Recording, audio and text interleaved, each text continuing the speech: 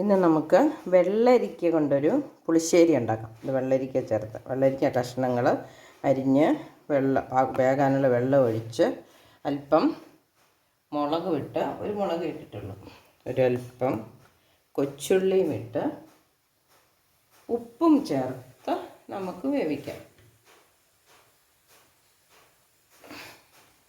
ഉപ്പ് ഇട്ടു. ഇനി ഇത് മൂടി വെച്ച് വേവിക്കാം.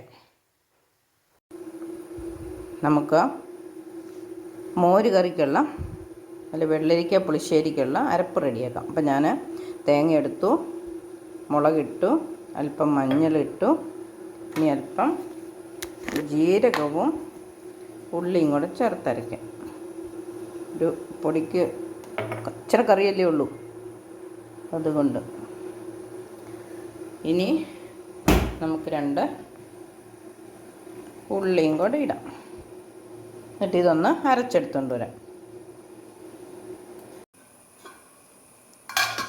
നമ്മുടെ വെള്ളരിക്ക ഇവിടെ വെന്ത് വന്നിട്ടുണ്ട്. നമ്മൾ ഉപ്പും മുളകും ചേർത്തായിരുന്നു. ഇനി അപ്പോൾ ഒരല്പം കരിയാപ്പിലയും കൂടി ഇട്ടു. ഇനി നമുക്ക് അരപ്പ് ചേർക്കാം. അപ്പോൾ അരപ്പ് അരച്ച് വന്നിട്ടുണ്ട്. ഇനി നമുക്കിതിൻ്റെ കൂട്ടത്തിൽ ഇച്ചിരി തൈരും കൂടെ ഒഴിച്ച് അരയ്ക്കാം. ഇതോടെ തൈര്, നല്ല കട്ടത്തൈര്, അതൊന്ന് ഉടച്ചെടുക്കാം. ഇതിനകത്തോട്ട് ഈ അരപ്പിനകത്തോട്ട് ഒഴിച്ചിട്ട് ഒന്ന് കറക്കിയെടുക്കാം.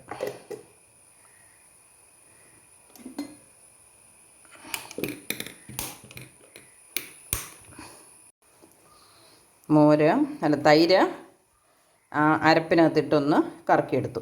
ഇനി നമുക്ക് അരപ്പ് ചേർക്കാം.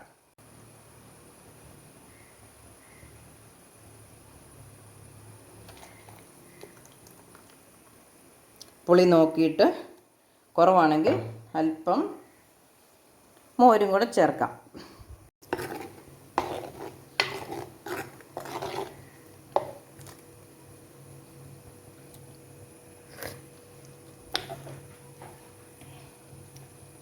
അല്പം ഉപ്പ് കുറവുണ്ട്. അപ്പം ഞാനൊരല്പം ഉപ്പും കൂടെ ചേർക്കുവാണ്. പുളി ആവശ്യത്തിനുണ്ട്. അതുകൊണ്ട് ഇനി ഇത് ഒത്തിരി തിളയ്ക്കണ്ട, പതുക്കെ തിളച്ച് വരുമ്പോഴത്തേനും നമുക്ക് നിർത്താം. ഈ പാത്രത്തിലെ ഒന്ന് വടിച്ചെടുക്കട്ടെ.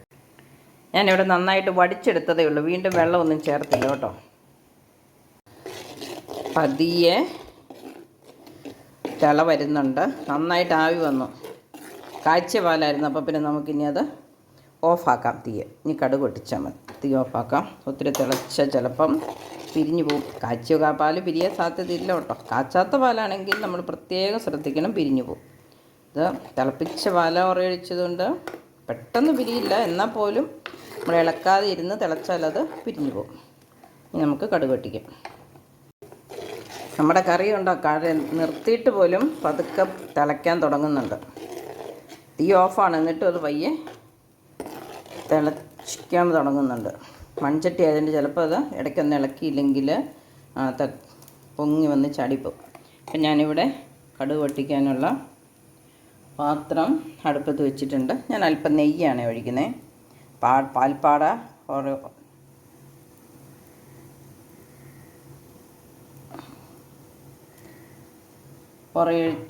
ഒഴിച്ച് പാൽപ്പാടയിൽ നിന്ന് തന്നെ എടുത്തതാണ്. ഇനി ഇച്ചിരി കടുക്, അല്പം ഉലുവ,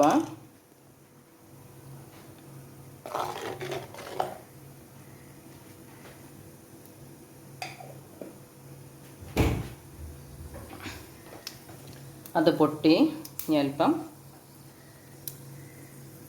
ഉള്ളി,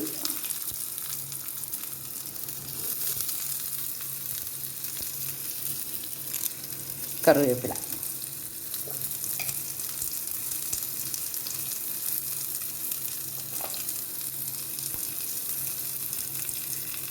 അല്പം നെയ്യ് കുറവാണെന്ന് തോന്നുന്നു. തണുപ്പായതുകൊണ്ട് നെയ്യ് അങ്ങോട്ട് ഉറങ്ങിയിരിക്കുക.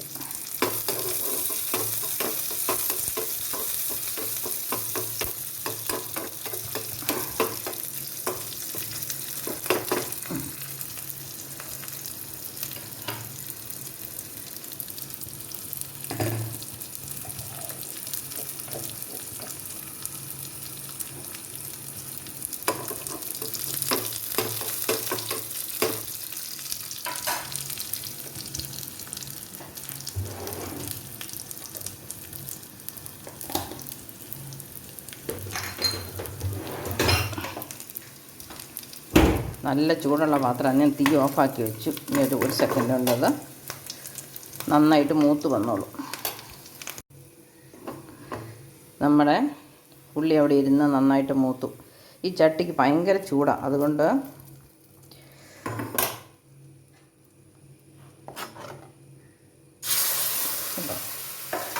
നിർത്തി വെച്ച് മൂത്തിട്ട് പോലും അതിനകത്തേക്ക് കണ്ടോ പുളിശ്ശേരി ഒഴിച്ചപ്പം എന്തൊരു ചൂടാണ്. ഇത്രയും ചൂട് നിൽക്കുന്ന എന്തോ സാധനമാണ്. അപ്പം നമ്മുടെ വെള്ളരിക്ക പുളിശ്ശേരി റെഡിയായി. അപ്പം നിങ്ങൾ ഇതുപോലെ ഒന്ന് ട്രൈ ചെയ്ത് നോക്കണം കേട്ടോ. കപ്പളങ്ങ, വെള്ളരിക്ക. ഇനി നമുക്ക് ഒരു ദിവസം ചേമ്പൻ തണ്ടിട്ട് പുളിശ്ശേരി വെക്കണം. അത് ഞാൻ വീഡിയോ ചെയ്ത് കാണിക്കാം. ഇനി എൻ്റെ വീഡിയോ ഇഷ്ടപ്പെട്ടെങ്കിൽ നിങ്ങൾ ലൈക്ക് ചെയ്യണം, ഷെയർ ചെയ്യണം, സബ്സ്ക്രൈബ് ചെയ്യണം. അപ്പോൾ മറ്റൊരു വീഡിയോ ആയിട്ട് വരുന്നത് വരെ നന്ദി, നമസ്കാരം, ബൈ.